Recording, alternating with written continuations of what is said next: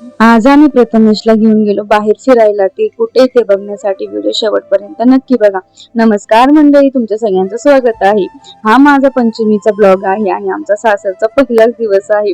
तर मी नंतर पोस्ट करते व्हिडिओ, खूप लेट होत आहे पण तरीही नक्की छान असं बघा. पंचमीचा डे होता आणि मग पहिलाच डे होता म्हणून सोसायटीतले काही मेंबर प्रथमेशला भेटायला आलेले होते.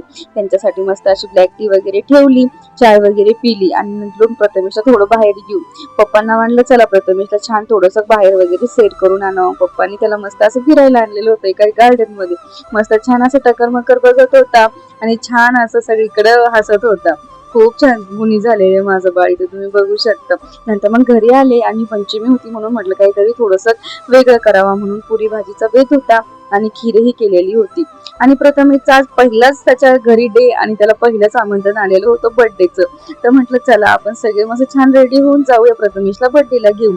आणि आत्याबाईंनी प्रथमेशला घेऊन गेलो. तुम्ही इथे बघू शकता सगळे इतके खुश झालेले होते त्याला बघून की वाव, पहिल्यांदा छोटं बाळ आमच्या सोबत आलेलं आहे. आणि खूप सगळे त्याला बघून हॅपी झालेले होते.